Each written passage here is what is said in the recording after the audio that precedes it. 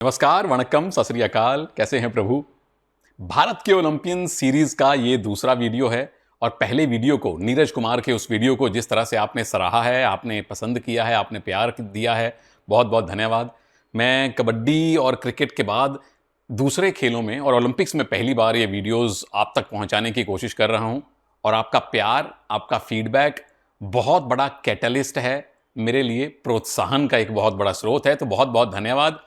इस वीडियो में बात करूंगा भारत की एक चैंपियन सुपुत्री की, जिनसे हमें बिल्कुल मेडल की आशा है। और सवाल वही है, क्या सिंधु पहली भारतीय खिलाड़ी बनेंगी जिसे ओलंपिक में 3-3 मेडल मिले हों?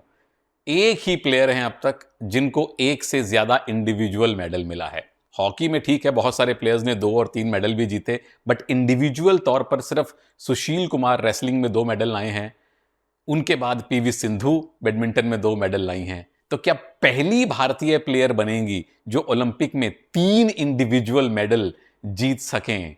ऐसी पूरे भारत की कामना है, आशा है। और यह पूरा वीडियो भारत की उस चैंपियन बेटी पीवी सिंधु को समर्पित है और इसमें उनकी कहानी जानने की कोशिश करते हैं।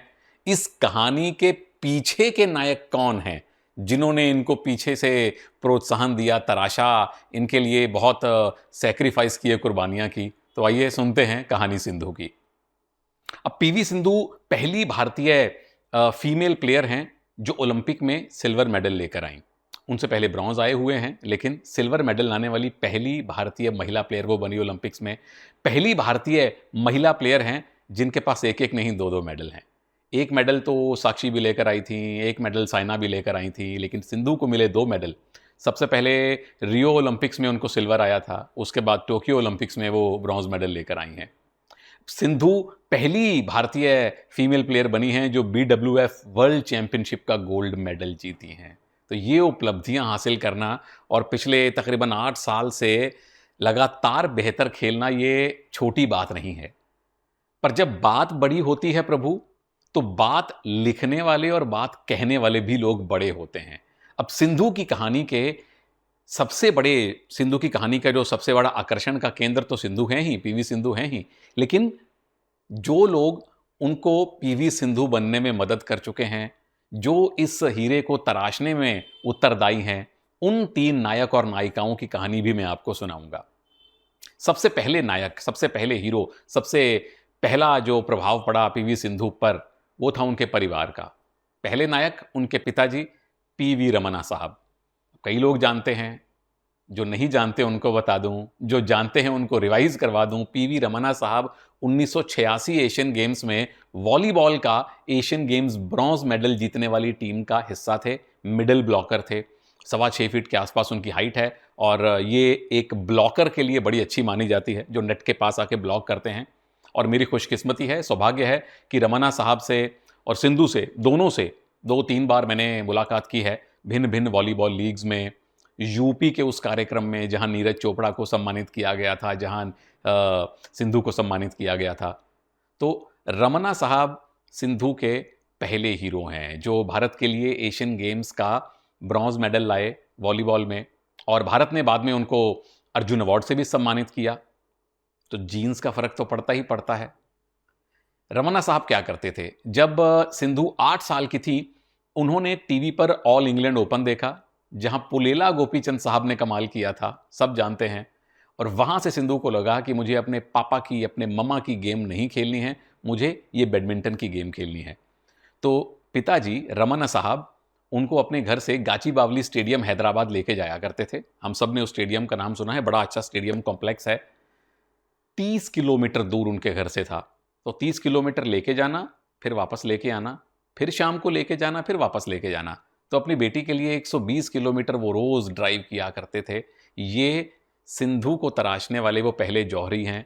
सिंधु के सुपर स्टारडम के पीछे छिपे हुए पहले नायक हैं, स्टार हैं रमना साहब। आपको सलाम है, आपने अपने पुत्री को चैंपियन बनाने के लिए जो योगदान दिया। सिंधु की कहानी की दूसरी नायिका, दूसरे स्टार, दूसरे जौहरी उनकी माताजी हैं। पी विजया उनका नाम है। वो भी वॉलीबॉल खेली हैं, अपनी स्टेट के लिए खेली हैं, यानी कि नेशनल लेवल पर खेली हैं। भारत का प्रतिनिधित्व नहीं कर पाई, लेकिन अपनी बेटी को प्रोत्साहन दिया।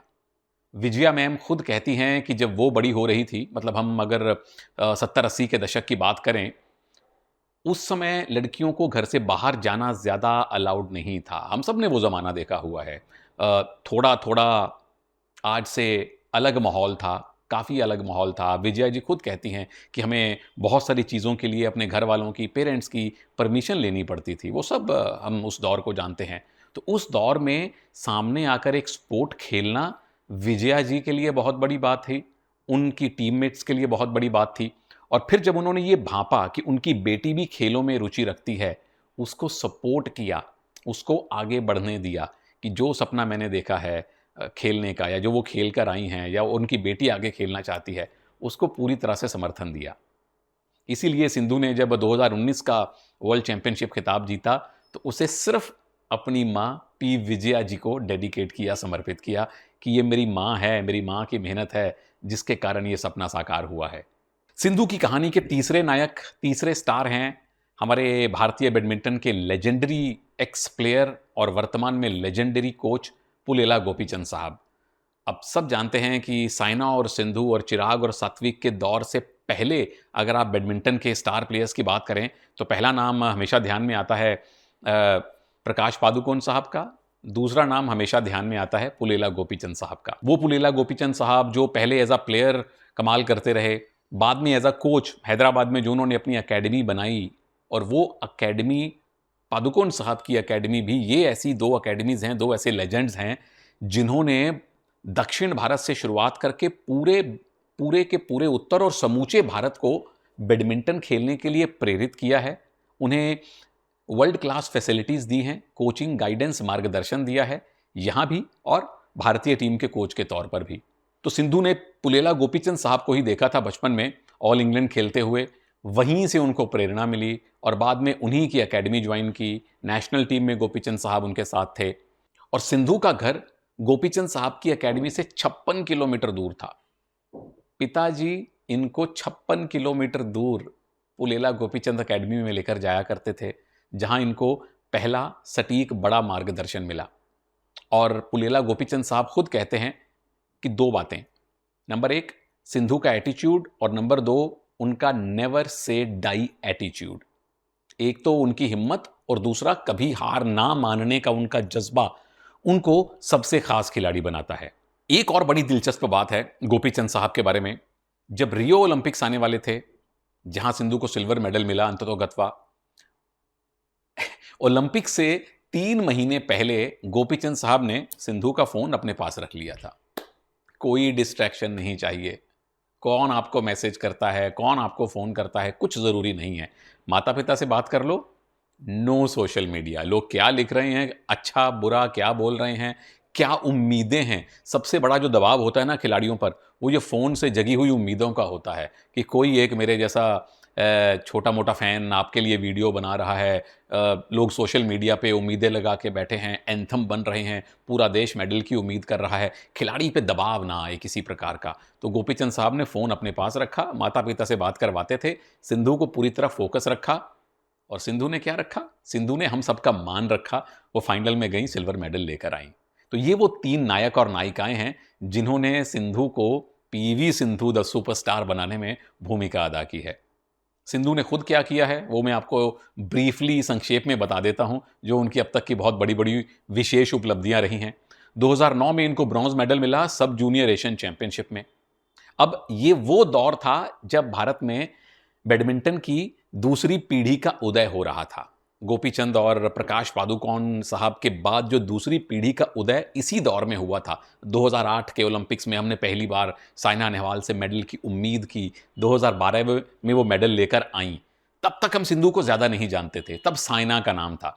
तो इस दौर में सिंधु क्या कर रही थी, उन्होंने ब्रॉन्ज जीता सब जूनियर एशियन चैंपियनशिप में। उसके बाद 2014 कॉमनवेल्थ गेम जो हुए थे, सिंगल्स में आया ब्रॉन्ज। और ये बड़ी इंटरेस्टिंग कहानी है, ये जरा गौर से सुनिएगा। 2014 के कॉमनवेल्थ गेम्स में ब्रॉन्ज मेडल मिला सिंगल्स में। 2018 के Commonwealth Games Gold Coast Australia में सिल्वर मेडल मिला उनको सिंगल्स में, और 2022 जो अभी अभी एशियन गेम्स हुए थे बर्मिंघम में, वहां मिला गोल्ड। यानी कि कॉमनवेल्थ गेम्स दर कॉमनवेल्थ गेम्स उनके मेडल का रंग बेहतर होता गया, और ये बाकी प्रतियोगिताओं में भी हमने देखा है। फिर ओलंपिक्स में 2 मेडल लाने वाली भारत की सिर्फ दूसरी प्लेयर हैं। पहले सुशील कुमार रेसलिंग में, फिर सिंधु। सिर्फ महिला प्लेयर्स की बात करें तो सिंधु पहली ऐसी खिलाड़ी हैं जिनके पास 2-2 मेडल हैं ओलंपिक्स में, रियो में सिल्वर और टोक्यो में ब्रॉन्ज। 2016 रियो वाला मेडल, भले ही वो पहला मेडल था, दूसरा मेडल ज्यादा खास होता है, लेकिन उस पहले मेडल का महत्व थोड़ा ज्यादा है, क्योंकि 2012 लंदन ओलंपिक्स भारत के लिए बहुत अच्छे रहे थे। हमें if I am not wrong 6 medal मिले थे। रियो जाकर मिले सिर्फ 2 मेडल। एक मेडल साक्षी मलिक लेकर आई थी, रेसलिंग में बहुत बेहतरीन लड़ी थी वो, और दूसरा मेडल मिला पीवी सिंधु को। तो इन 2 बेटियों ने वहां भारत के लिए मेडल्स लाने का जिम्मा उठाया था। फिर टोक्यो आया तो उनको अपना दूसरा मेडल भी मिला। तो ये मोटे तौर पर सिंधु की कहानी है मेडल्स के लिए। 2008 से 2012 का जो पीरियड था वो साइना नेहवाल ने डोमिनेट किया। उसके बाद से लगातार सिंधु ने झंडा उठाया हुआ है भारत का। पर उसके बाद की यात्रा इतनी आसान है नहीं, और ये मेरा फेवरेट हिस्सा होता है किसी भी वीडियो का, कि खिलाड़ी की यात्रा के बीच में जो व्यवधान आते हैं ना, वो जरूर बताऊं, ताकि हम जैसे आम लोगों को ये समझ में आए, और जो यंग प्लेयर हैं उनको भी समझ में आए कि मेडल जीतने के पीछे की जो तपस्या होती है वो इतनी आसान होती नहीं है। इसीलिए मैंने 3 हीरो हीरोइंस की कहानी सुनाई, 3 नायक और नायिकाएं, उनके पिताजी, उनके माताजी और उनके कोच, उन्होंने कितनी मेहनत की है, और सिंधु के खुद के साथ क्या हुआ। पिछले 2 साल की अगर आप कहानी देखें, 2022 बर्मिंघम कॉमनवेल्थ गेम्स में उनको गोल्ड मेडल मिला, फिर वो होगी चोटिल, फिर वो वर्ल्ड टूर और वर्ल्ड चैंपियनशिप खेल नहीं पाई।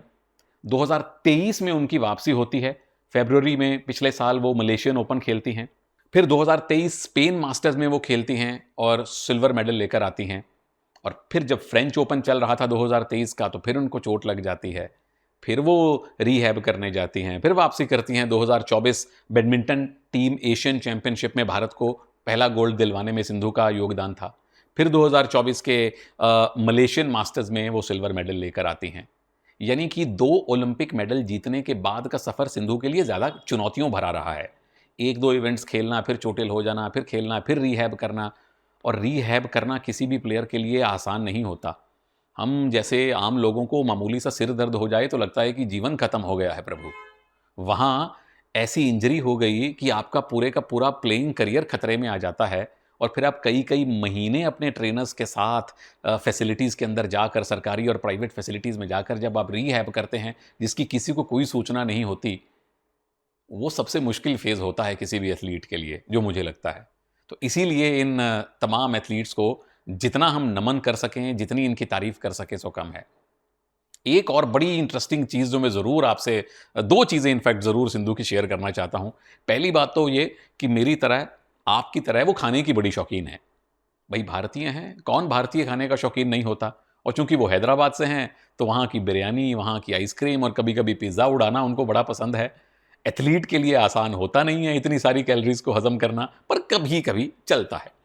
दूसरी बहुत ही रोचक बात यह है कि सिंधु की बड़ी बहन जो डॉक्टर हैं, उनकी शादी हो रही थी, और सिंधु लखनऊ में एक सब जूनियर लेवल का बैडमिंटन इवेंट खेल रही थी। उन्होंने अपनी बहन की शादी मिस कर दी थी, वो सब जूनियर बैडमिंटन खेलने के लिए। कौन ऐसा करता है? जो करते हैं, जो खेल के प्रति इतने समर्पित होते हैं, वही आगे जाकर फिर सिंधु जैसे महान प्लेयर बनते हैं। तभी इनको अर्जुन पुरस्कार से, पद्मश्री से, मेजर ध्यानचंद खेल रत्न से और पद्म भूषण जैसे पुरस्कारों से भारत सरकार की तरफ से सम्मानित किया गया है। और सबसे बड़ा सम्मान तो हम लोगों के लिए है प्रभु, कि सिंधु जैसी प्लेयर को अपने सामने खेलते देखने का हमें सौभाग्य मिला है। और आइए प्रार्थनाएं करें, दुआएं करें, बिना प्रेशर डाले कि सिंधु पहली भारतीय इंडिविजुअल प्लेयर बनेंगी जो ओलंपिक में मेडल्स की हैट्रिक बनाएंगी, तीसरा मेडल लाएंगी। सिंधु, सलाम है आपको।